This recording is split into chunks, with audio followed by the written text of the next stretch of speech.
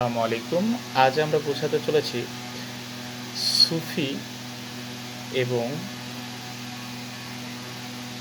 সালাফি এই দুটির ভিতরে ভিন্নতা বা সম্পর্ক কী রয়েছে। তো চলুন কথা না বাড়িয়ে শুরু করা যাক। প্রথমেই আমরা জানব সালাফিবাদ ও সুফিবাদ ইসলামের দুটি পৃথক ব্যাখ্যা বিশিষ্ট আন্দোলনের মধ্যকার সম্পর্ক হলেও ঐতিহাসিকভাবে বৈচিত্র্যময় এবং এটি আজকের দিনে মুসলমান বিশ্বের কিছু পরিবর্তন ও দ্বন্দ্বকে তুলে ধরে। সালাফিবাদ হল ইসলামের আক্ষরিক, কঠোর ও সনাতন পদক্ষেপ। পশ্চিমা বিশ্বে একে প্রায়শই ওহাবি জিহাদি মতবাদ হিসেবে উল্লেখ করা হয়। আবার উপরন্তু সুফিবাদ হল আত্মার পরিশুদ্ধির মাধ্যমে আল্লাহ ও তার রসুলের নৈকট্য লাভের তাসাউফ তাজকিয়া সম্পর্কযুক্ত জ্ঞান। দুনিয়াতে সঠিকভাবে চলার জন্য এবং জান্নাত বা স্বর্গে উচ্চ মর্যাদার অর্জনের জন্য ভালো মুসলিম ও ভালো মানুষ হওয়ার দিকে নজর দেয়। কিছু মুসলিম সালাফিবাদ ও সুফিবাদকে পরস্পর সম্পর্কযুক্ত বলে মনে করলেও সালাফিগণ সুফিবাদের প্রতি সমালোচনাসূচক প্রতিক্রিয়া ব্যক্ত করেন। বিভিন্ন পর্যবেক্ষকের মতে সালাফিগণ সাধারণত ছাড়বিহীনভাবে ভক্তিমূলক সুফি চর্চা সমূহের বিরোধী। তাদের দাবি হল সুফিবাদ ইসলামের সাথে সামঞ্জস্যপূর্ণ নয় এবং এটি এমন একটি উপাদান যা আধুনিক সময়ে ইসলামকে বিকৃত করেছে। এই দুই আন্দোলনের মাঝে সম্পর্ককে সাধারণত সাক্ষাৎ যুদ্ধ বা দলীয় ফাটল বলে অভিহিত করা হয়, যা কার্যত প্রতিটি মুসলিম দেশে এবং পাশাপাশি পাশ্চাত্যের অভিবাসী মুসলিম সম্প্রদায়গুলোতে দেখা যায়।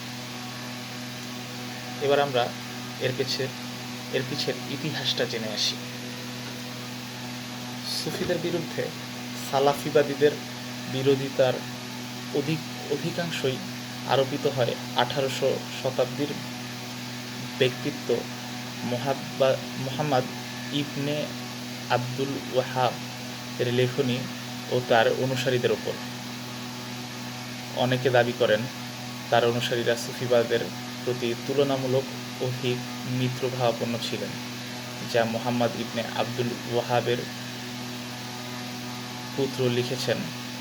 আমরা সুফিবাদের তরিকাসমূহ এবং হৃদয় ও অঙ্গের সাথে সম্পর্কিত পাপসমূহ থেকে অন্তরাত্মায় পরিশুদ্ধি তাজকিয়াকে অস্বীকার করি না, যতক্ষণ পর্যন্ত ব্যক্তি শরিয়ার নীতি ও পরীক্ষিত সঠিক পন্থা পূর্ণরূপে অনুসরণ করে। এছাড়াও ইবনে তাইমিয়া, যাকে সালাফি মতবাদের অন্যতম পূর্বসূরি বলে মনে করা হয়, তিনি সুফিদের সমালোচনার ক্ষেত্রে তুলনামূলক নমনীয়তা প্রদর্শন করেছেন। পাশাপাশি জুনায়েদ বাগদাদি সহ অনেক সালাফি পণ্ডিত সুফিদের প্রশংসা করেছেন। 1970-এর মাঝামাঝি সময়ে তেলের দাম 3 গুণ হওয়ার পর এবং সৌদি আরামকো তেল কোম্পানিকে সৌদি আরব 1970 থেকে 1980 সালের মাঝে ধাপে ধাপে অধিকরণের পর সৌদি আরব প্রশাসন তেল রপ্তানির মাধ্যমে বিশাল অঙ্কের বৈদেশিক আয় লাভ করতে শুরু করে।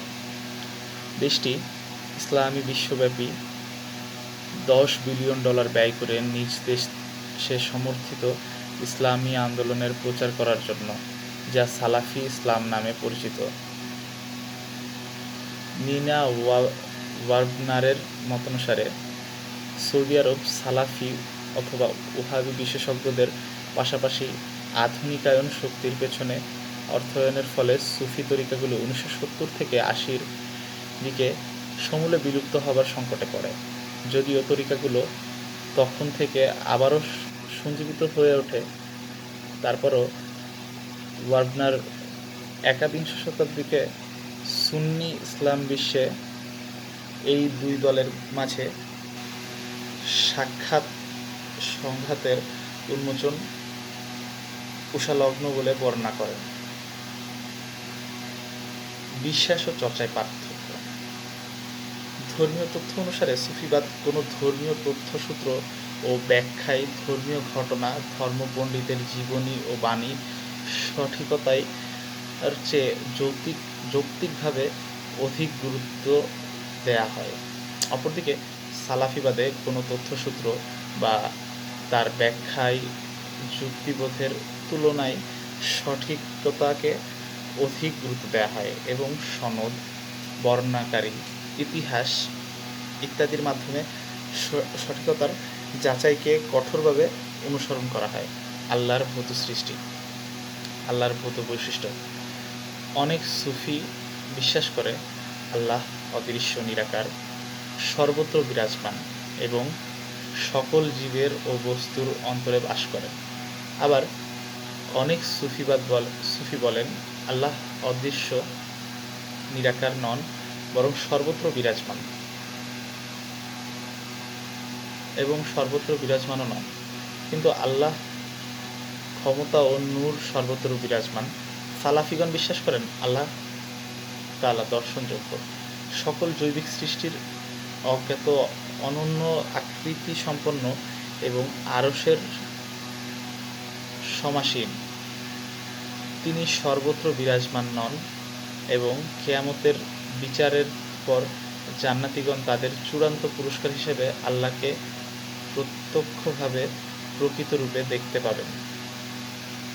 তরিকা, ধর্মীয় আধ্যাত্মিক পান্থ পাঠশালা ও ফিকি মাযহাব, আইনশাস্ত্রের পন্থা পাঠশালা।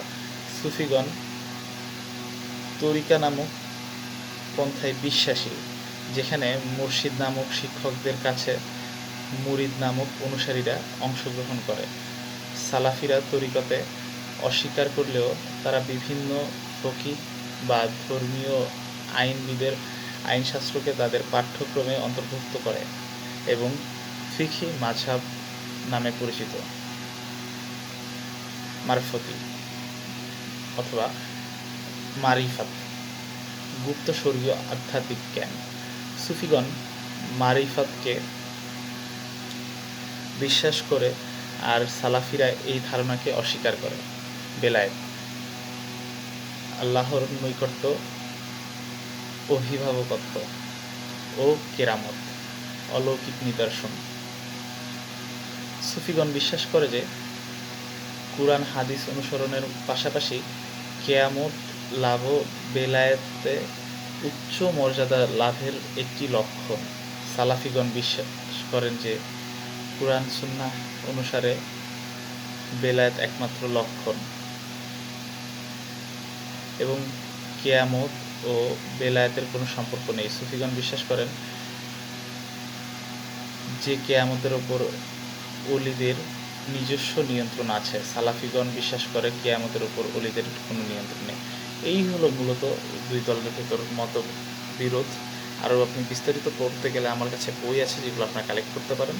কালেক্ট করার জন্য আমার বিস্তারিত দেওয়া কমেন্টে যোগাযোগ করবেন। আল্লাহ হাফেজ।